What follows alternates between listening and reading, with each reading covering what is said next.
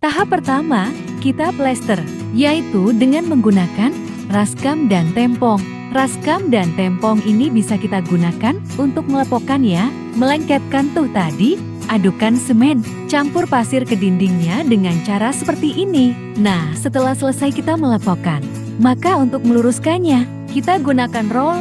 Roll yang kita gunakan, ini dengan bahannya yang sangat ringan, yaitu bahannya aluminium. Lalu setelah kita roll atau kita luruskan, maka proses selanjutnya akan datangnya pengalusan untuk dinding yang sudah di roll ya. Nah, seperti contoh ini, kita menggunakan gayung ya, untuk mengambil semen yang sudah dihaluskan. Dan akan kita ratakan menggunakan raskam. Namanya raskam plate. Bahan raskam plate ini dari besi ya. Lalu kalau untuk meratakan, kita menggunakan bahannya dari kayu. Nah, ini proses ini akan 3 kali kita siram dengan adukan aci yang halus. Nah, setelah 3 kali kita siram, lalu kita rata-ratakan, di mana ada titik-titik gelombang yang belum rata, seperti ini. Halo teman-teman, hari ini kita akan mengadakan tutorial cara pemelasteran tembok ya, secara rapi dan cepat juga. Tahap pertama kita sediakan dulu alat kerjanya yaitu raskam dan tempong ya. Dan kita cara melepoknya tidak hanya dengan 1 kali. Lepokan kita mesti mendabalnya sampai 2 kali, sampai benar-benar rata. Dan setelah itu, kita menggunakan roll ya untuk meratakannya ya. Setelah kita ratakan, baru kita poles-poles kembali. Di mana ada posisi lubang-lubang plesteran yang bolong-bolong, itu kita tempel.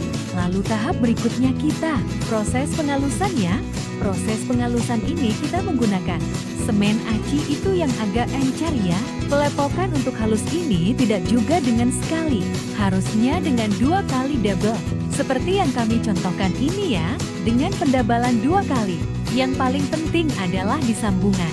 Untuk merapikan suatu sambungan kita akan menggunakan sedikit kuas apabila dia telah kekeringan ya. Dan apabila kebasahan kita pun tidak perlu memaksanya sampai tunggu sampai benar-benar kering. Lalu jika sudah agak setengah kering, lalu kita akan siram lagi melalui acinya ya yang encer tadi. Posisi sampai 3 kali penyiraman ini hasil lebih baik ya teman. Jadi untuk menentukan ukuran tinggi kursi teras, granit dari lantai keramik teras bisa dibuat ukuran tinggi 45 cm. Lalu kalau lantai teras turun lagi ke lantai carport, minimal dengan tinggi 12 cm, turunnya. Ini pun ukuran sebelum pemasangan keramik atau granitnya. Dan harus miring ke depan dengan kemiringan. Minimal turunnya 2-3 cm, agar tidak kelihatan miring. Kemudian harus dipasang dinding pembatas antara lantai teras dengan lantai carport. Maka bisa kita lanjutkan pada pemasangan granit lantai carport mobil dan bisa berikan jarak 12-15 cm pada bagian pinggiran perbatasan antara lantai teras. Tetapi usahakan warna granit harus berbeda agar memudahkan menginjaknya.